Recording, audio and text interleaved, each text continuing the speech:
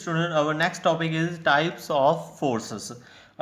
कोई भी फोर्स तभी इफेक्टिव होगी अगर टू ऑब्जेक्ट्स हैं वो एक दूसरे के साथ फिजिकली इंटरेक्ट करेंगे. Based on this forces can be categorised contact and non contact forces. First one is the contact forces.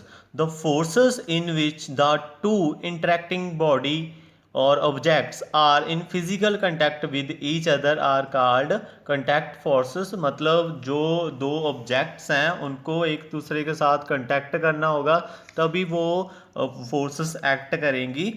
तो contact like stick and piece of rope से भी हो सकता है. Various kinds of contact forces are. First one is the muscular force. The force exerted by the muscles of our body is termed as muscular force. Muscle से force applied होती है and contact होता है object के साथ. It is a contact force.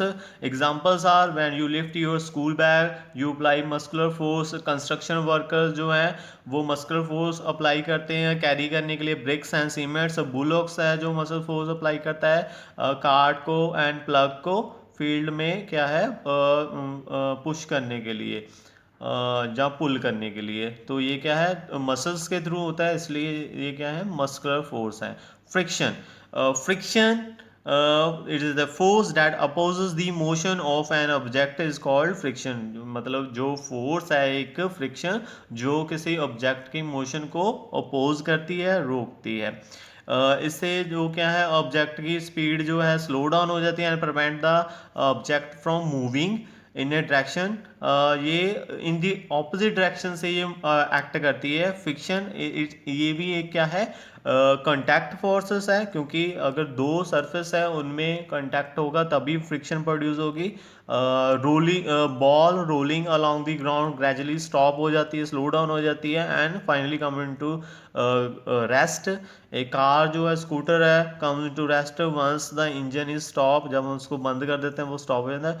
Wear and tear जो machines के parts हैं वो ख़राब होते हैं तो वो भी फ्रिक्शन की वजह से होता है. हम अगर वॉक कर पाते हैं ग्राउंड के ऊपर तो ड्यू टू दी फ्रिक्शन जो हमारे शूज़ के सोल्स होते हैं ग्राउंड में फ्रिक्शन होती है उसकी वजह से हम वॉक कर पाते हैं. अगर वो फ्रिक्शन नहीं होगी सरफेस जो है जिस पे हम चल रहे हैं वो स्मूथ होती है तो हम स्लिप कर जाते हैं. तो फ्रिक्शन क्या है एक जो है कंटैक्ट फोर्सेस है. Mechanical force.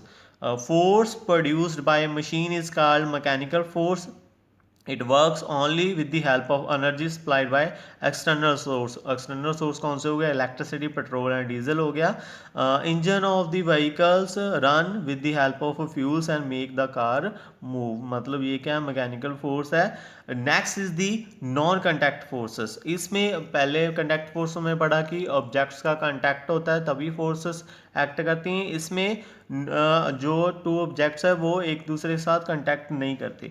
The forces which do not make a physical contact with the body and act through space are called non contact forces. The various kinds of non contact forces कौन कौन सी होती हैं तो इसमें क्या है space होती है टू ऑब्जेक्ट्स के बीच में. First one is the magnetic force. The force exerted bye magnet is called magnetic force. तो मैग्नेट एक दूसरे मैग्नेट के ऊपर और दूसरी मेटल्स के ऊपर भी क्या है जो मैग्नेटिक फोर्स है अप्लाई करता है तो that is the magnetic force. तो इसमें टू ऑब्जेक्ट्स का कंटैक्ट नहीं होता तो that is a non contact force. आप लाइक पोल्स जो मैग्नेट के होते हैं वो रिपेल करते हैं एंड अनलाइक पोल जो होते हैं लाइक नॉर्थ एंड साउथ वो अट्रैक्ट करते हैं. तो अट्रैक्शन एंड रिपल्शन जो पुश एंड पुल से हम इसको कंपेयर कर सकते हैं. Next is the electrostatic force. The force exerted by charge body on an other charge और uncharge body is electrostatic force. Charges can repel वो रिपेल भी कर सकते हैं अट्रैक्ट भी कर सकते हैं अदर चार्जेस को.